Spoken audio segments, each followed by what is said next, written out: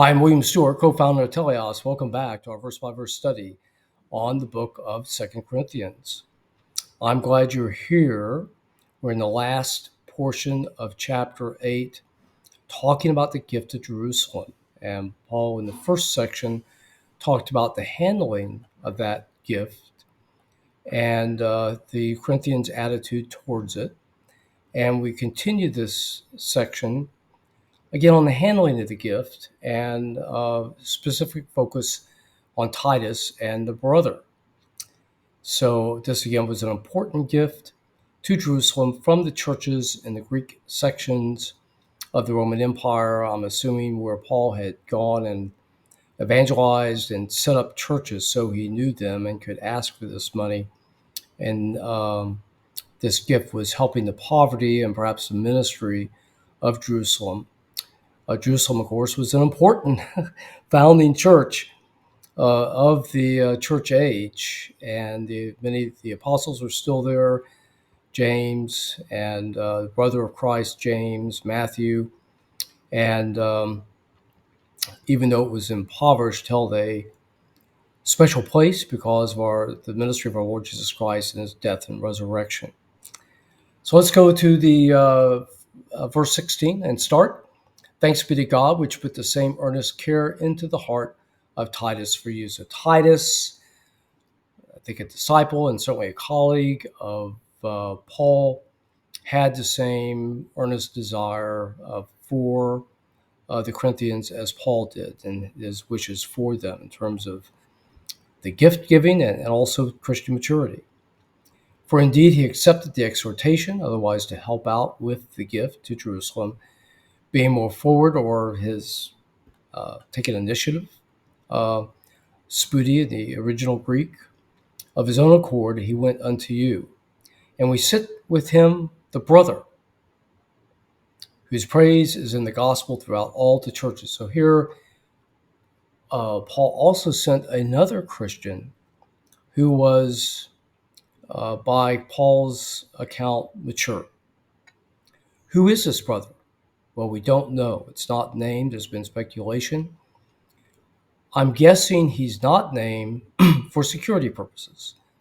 Otherwise, there wasn't perfect law and order in the Roman Empire, and perhaps along these roads there's brigands.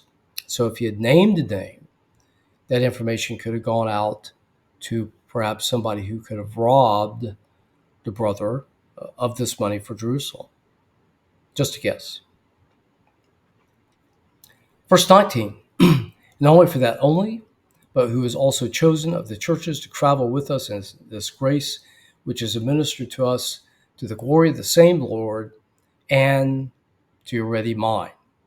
So otherwise, the brother was part of the fellowship with the same learning that Paul received and that the Corinthians had gained.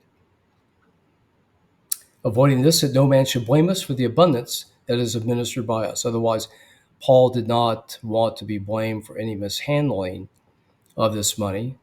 So again, I think he hasn't named this brother, and Paul also has given it over to other people to administer it, providing for honest things, not only in the sight of the Lord, but also in the sight of men. Otherwise, as it says in 1 Corinthians 5, avoiding any appearance of malfeasance. And we have sent him with our brother, whom we have oftentimes proved diligent in many things, but now even more diligent, the great confidence that I have in you. So Paul again describes his confidence to the that he has in the Corinthians and also in this brother. Verse 23, but also Titus, otherwise whether Titus and my partner and fellow helper concerning you. So also Titus, again, commends Titus. Our brethren, the messages of the churches and the glory of Christ. We don't know who these brethren are. Perhaps they're the other messengers with the gift coming to Jerusalem from the other cities apart from Corinth. Wherefore, show ye to them and before the churches the proof of your love and our boasting on your behalf. So again, he's urging them to give, which I think they had already started the process over the past year, as noted earlier, but to give from their abundance, showing their love of Christ for these people in Jerusalem and confirming the confidence that Paul has in them. So what have we seen here? Well, Paul's talking about the handling of the money that's going to Jerusalem, specifically from Titus, the brother with them, and from the other churches. This is done above reproach. Again, we see Paul commending Titus and the brother. So this is a good thing. It's a lesson for all of us to commend specifically other Christians and how God has acted in their life.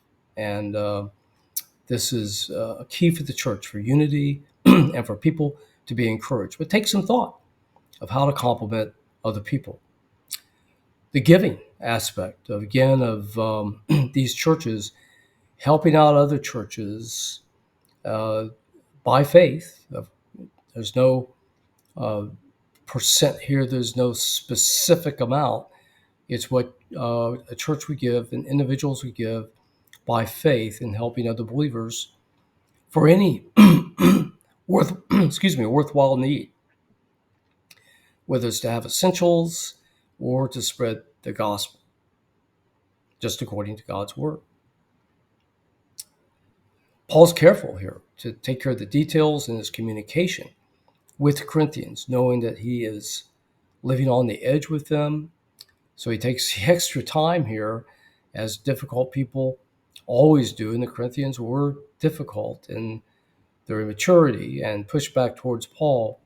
Takes the extra time to deal with any perhaps wayward emotions they might have, and is walking very gently with them. Again, good lessons in leadership.